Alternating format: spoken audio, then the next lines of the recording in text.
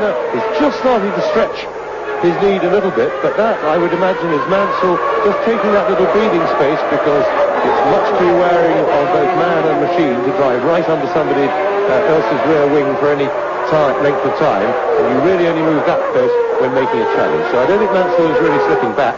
I think he's just moving back to get comfortable, because right now there is no point in him making a challenge. Mansell would appear to be doing exactly the right thing. There's a mistake, and that looked like Patrese coming past Berger.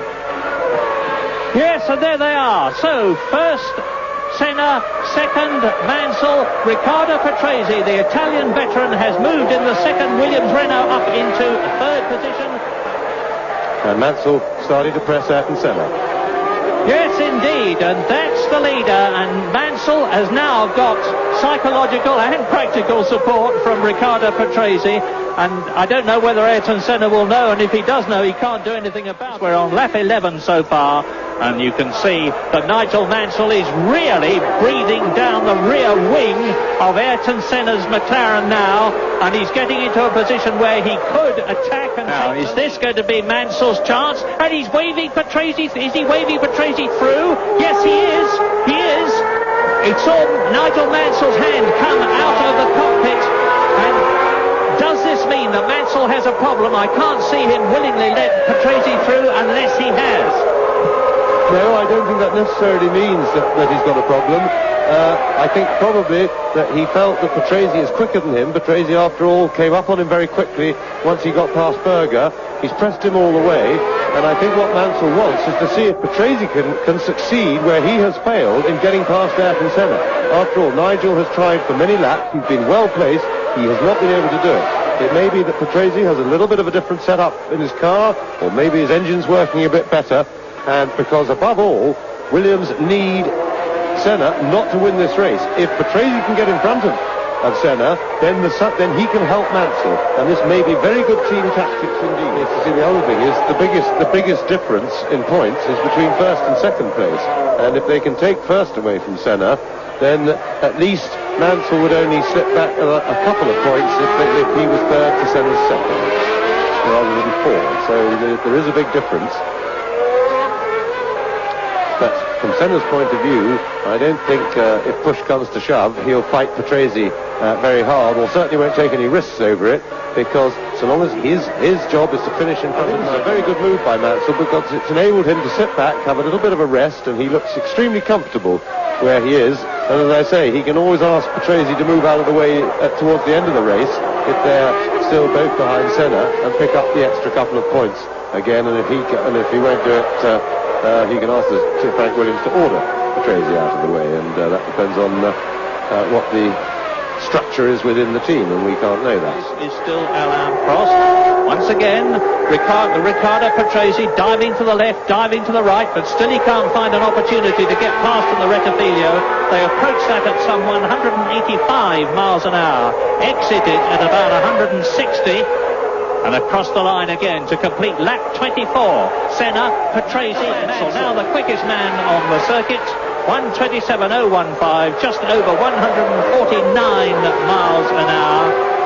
And that is 0.8 of a second of Ayrton Senna's 1990 McLaren Honda V10 record. Yes, so I think that's the fact that Mansell just put up the fastest lap of the race and seemed to be able to move back onto this pair's tail very easily. Underlines the fact that there is nothing wrong with his car. He's absolutely fine, and he is using the luxury of his situation and having a fully competitive teammate with him to do the attacking of Senna, and that's very intelligent tactics by Mansell. Earlier on, the temperature here is about 26 and it was 30, and Patrese going for it now. Yes, that's the closest he's been out of the Lesmo. Patrese, he's right in the toe. This is a chance, and he's inside. Patrese takes the lead. Now, let's see if the McLaren Honda has looked stronger in a straight line. Senna lost a lot of ground through the chicane. He certainly won't be close enough to have a go back at Patrese there. And of course now Mansell's got the problem that at the moment Senna is in the toe that Patrese is offering, which will make Senna in fact more difficult for Mansell to pass.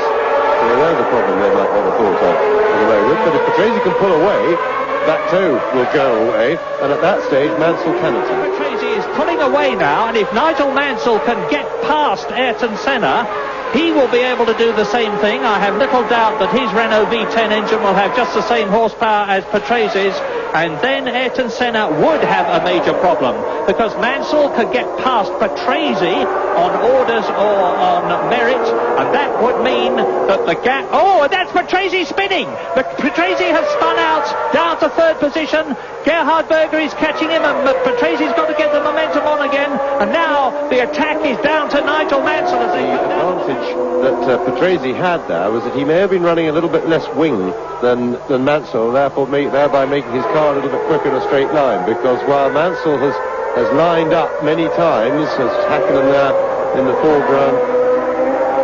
There, Mansell switching brilliantly, selling the dummy, and he went to sell the dummy to Senna, and that's a tactic that Mansell has made almost his own, but this time it didn't work. And this is a problem for Senna through the Lesmos, because if he gets delayed, he's backed off so he can get a good run through the second one, and that's good driving by Senna. He did not get too close, but he'll want the toe in Griard's car, which he's getting. And I think in the confusion, Senna is going to study the comparative performance of the Brabham Yamaha and the McLaren Honda now, as Senna dives out of his slipstream. Nigel Mansell does exactly the same thing, into the Parabolica for the 32nd time.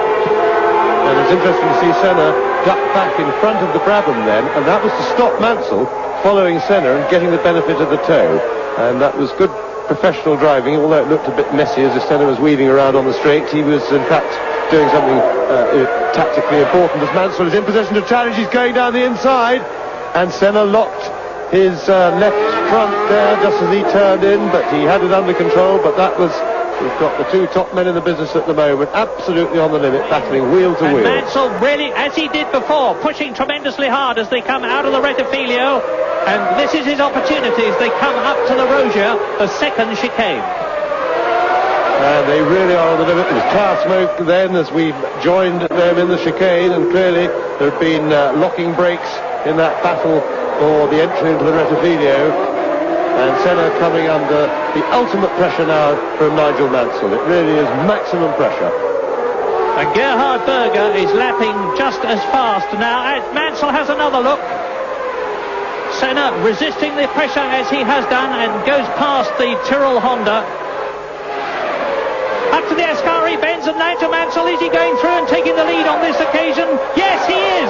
Mansell leads in Italy, as Patrese did, and I would not expect Nigel Mansell, who now is in a position to get 10 points and Senna to have 6, to do what Riccardo Patrese did, and that is spin off. As Senna locked up, is he going off? No, that's a replay. That was the smoke that we saw at the Rettifilio on the previous shot. And here we see again another replay, and this is Mansell ducking out of the toe, and clearly Senna is struggling now for grip. He's fought as well as he can, but I would expect Mansell now to be able to go away pretty comfortably from Ayrton Senna. And in fact, if that was probably Senna in for tyres, we can't see. And that's Senna on a very fast stop by the McLaren team indeed. So Ayrton Senna onto pressure. I think it was a fabulous race to watch. It was a fabulous race to be in. It was a great fight at the beginning between Ayrton, myself and Riccardo. I wasn't sure whether Riccardo was my teammate at one time or not, because he was pushing me very hard when I was right behind Ayrton.